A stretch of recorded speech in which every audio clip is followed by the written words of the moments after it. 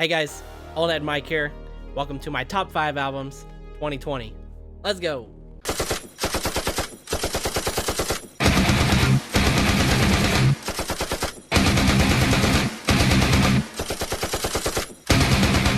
How's it going, everybody? It's that time of the year. Time for everybody to start listing their favorite albums released this year. 2 disclaimers before I start. 1, obviously, I haven't listened to every album that's come out this year, so I apologize. This list could change sometime, I don't think it will, but who knows? I just haven't had the time to sit down and listen to every album that's come out, but I'm going to try to get better at that. But I have listened to a lot, and these are my choices. So, second disclaimer, you guys are all lucky that Spiritbox did not put out an album this year, because every single that they put out this year has been absolutely perfect music, in my opinion. And had they put this in an EP, yeah, they would have taken the list. So you guys are lucky. Mine's gonna be a little interesting, not too crazy, not too different from everybody else's. Maybe a couple little surprises on there, but especially with my honorable mentions, which I'll get to in a second. Real quick, I just want to say, make sure you hit that subscribe button for all your metalcore needs. Check out my second channel for all your horror needs. And don't forget that I'm doing a giveaway right now that ends January 1st. So I will link that video down below as well. Let's get to the list. All right, so honorable mentions. These were albums that I mostly enjoyed, but had some problems with. This year was kind of weird, honestly. I always say that this was an amazing year for music. There was so much good music that was put out, but mostly it was singles. I will say that a lot of the albums that I listened to just didn't quite hit that mark. I had a hard time finding that 5th spot. Anyway, so honorable mentions. First, Horse the Band, Your Fault.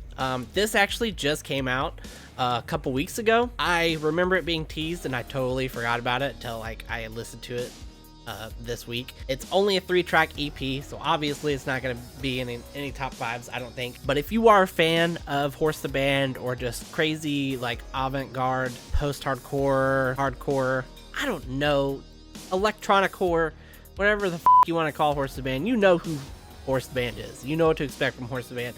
And this EP is very interesting. It's extremely Horse the Band. You will 100% know it's Horse the Band. You got Nathan doing his little crazy you got the little keys, the constant it's really fun. But there's hints throughout it of a little bit of shoegaze, slow melodic. This album has a lot of riffs and melodies that are very interesting, and it kind of set me what, interesting. But anyways, check it out. It's really good. It's on Spotify. Next is Polaris. I actually wrote a review for this, but it was before I did my YouTube channel, so I didn't have a video, and I don't know, I just never made a video for it, because I'd already written it out. I should have just done it. Stupid. I really enjoyed most of this album. Real quick review here. Listening to that album, it sounded like they had 3 settings, okay? There was a knob. It was, one knob was Architects. Sounds straight up Architects. Second knob, Wage War. Sounds straight up Wage War. Third knob, which was really special, was Every Time I Die. There were 2.5 songs that were straight up Every Time I Die, but man, let me tell you, those songs were amazing. Had they found a way to actually blend those knobs, to where, each song, traversed through those knobs, but unfortunately it was just one song sounds just like Wage War. One song sounds like Every Time I Die. One song sounds like Architects. They needed to find their own middle ground, and I don't think they really hit that in that album. But they have some good potential. I think they should tap into that Every Time I Die sound, because some of those songs were awesome. Next up is Loathe. Also wrote a review for this before I started my channel. Very good album. I think I gave it an 8 out of 10, maybe 9 out of 10. It was just definitely something new for me. I wouldn't put it in my top 5, but I 100% understand people putting it in theirs. Very unique, very innovative, really good music. I mean, I don't really have any problems with it. It's just not my top 5. And last but not least, for honorable mentions, Make Them Suffer. I enjoyed a lot of this album, especially, the songs where me for not knowing her name, but the keyboardist, when she had like some singing parts, I thought they should have used that more because she did great. You know, and there's not a lot of that out there, you know, and I think they should have let her do a lot more in that album because her parts were really great. The main issue that really took it out of my top 5 is the fucking kick drum sounds like fucking tennis balls.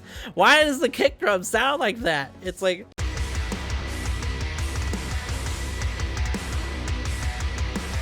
all I picture is tennis balls in a tube.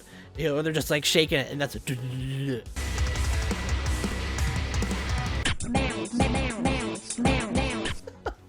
I don't know why that bothers me so much. I think I saw like one other comment somewhere else that said the same thing, but it just, that sound just really bothered me. But the rest of the album was enjoyable. All right, so what you're all here for? Now that it's been like 7 minutes of me talking, and I've not gotten to my top 5. Let's dive in. So, number 5. I don't have it in me to sing of defeat. Triumph over tragedy.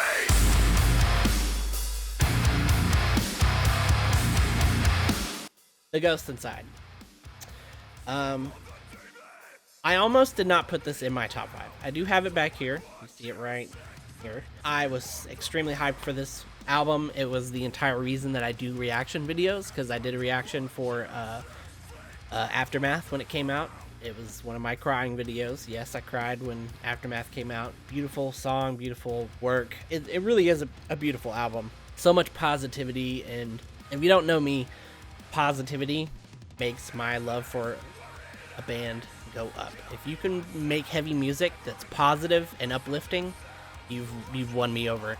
And The Ghost Inside has always had my heart, been one of my favorite bands of all time. I will say the reason they are my number 5 is the whole allegation thing with Jim, you know, and then the guy that accused him had some stuff come out against him, and it was just, I'm not on anybody's side.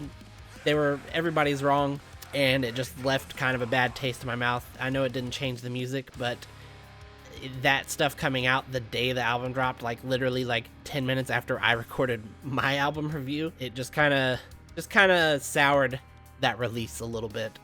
But you know, it's still a solid album. The messages behind it are great. So it's in my top 5, number 5. Number 4. Find somewhere pure, an island in the sky.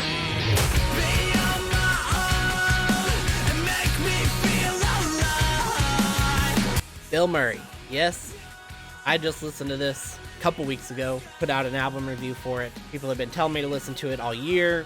Really my first time listening to Bill Murray stuff other than Thick Thickly, and yes, it's an EP. Yes, it's only like 21 minutes, but I really, really enjoy it. There's so much innovation here. There's just, you know, it's extremely catchy. Every song has just beautiful vocals that are extremely catchy and so jazzy, so bluesy. There's just a lot of talent that went into this album, and it's just crazy, you know. So yeah, it made the top 5 because it really nothing like it. It's incredible songwriting. Just everything about it is great. But all right, number 3.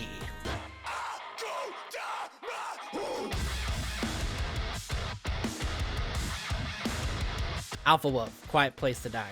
Yeah, this is a great album. I was gonna do a review for it. Just, you know, one of those things I never got around to, which I'm trying to fix that.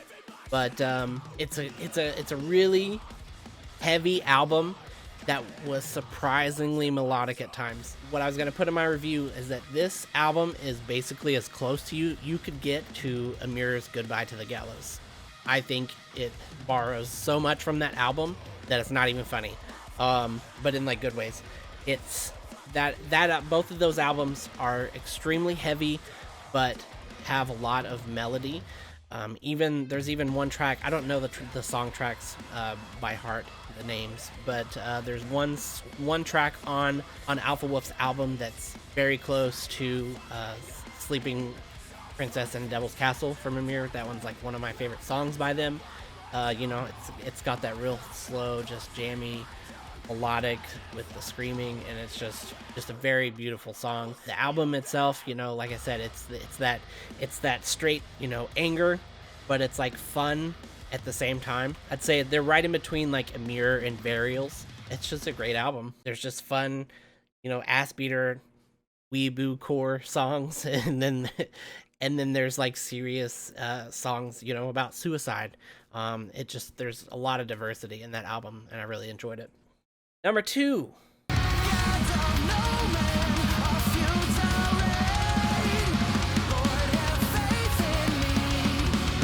This one doesn't get talked about a lot. It was actually the first review I did on my channel, I believe. I Am Abomination's Passion of the Heist 2. Everyone needs to listen to this band. I don't know why no one listens to this band. Another band that's just great songwriting, beautiful guitar work. The vocals, Phil's vocals are like my favorite they've ever been. He has this beautiful tone, but he's like grown it into this, like, he has a slight like gravelly, you know, southern little drawl to it that just makes it like really, there's a lot of soul is what I'm trying to say. They have like guest vocals from like dudes from Era. Beautiful song from those guys together. Got the dudes from Polyphia, and the album ends with like this insane breakdown, and just there's so much range in that album. Not to mention it's like a concept album, so it tells a story. I love when a band can tell a story more than just, you know, just write some songs, and you really feel like you're like traveling along, you know, like this is like a short film. And it's so enjoyable, and the fact that you can write those heavy of songs with like very little screaming, you know, it's majority of their songs are all cleans. It's just guesties that do all the screaming, and it's great. I love I Am Abomination so much. Cannot recommend them enough. And number 1,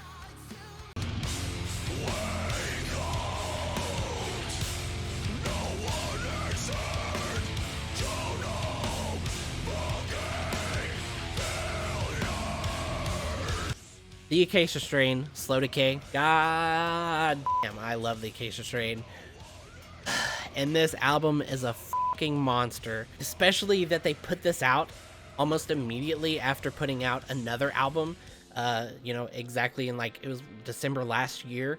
They put out that like experimental doom album, which isn't my style at all, but they just did so great of a job with it that, you know, I can't help but give them props for that album, because it's just, they just show their range. And in this album, Slow Decay, they really show their range, because each song has like a different style. Like they take styles from all their different albums, and it feels like it expands through their whole discography. You know, you've got early Acacia Strain, you've got Wormwood Acacia Strain, you've got the It Comes in Waves Acacia Strain, the experimental doom stuff is even on here. The only issue I have with this album, there's just one.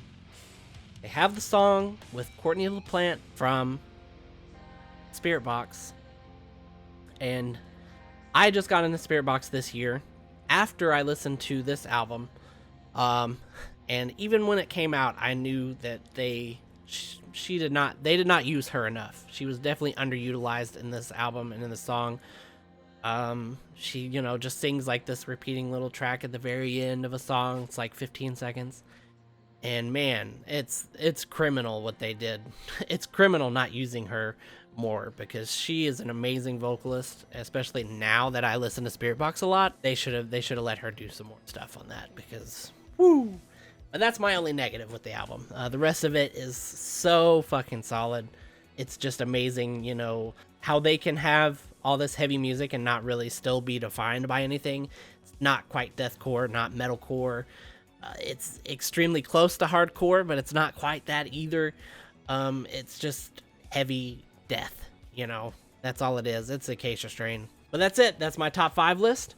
Let me know what you guys thought of my list. And if you want any more lists, I do plan on putting top 10 singles of this year. Maybe a bottom 5 list as well. I don't know. But I am going to do the top 5 singles coming soon, maybe this weekend. Appreciate you guys taking the time to watch my video. Again, Stab that subscribe button for all of your metalcore needs. Check out my horror channel, and don't forget about my giveaway. And other than that, that's really it. See you guys later. Thanks for dropping by. Old Head Mike signing off, reminding you, never too old for this.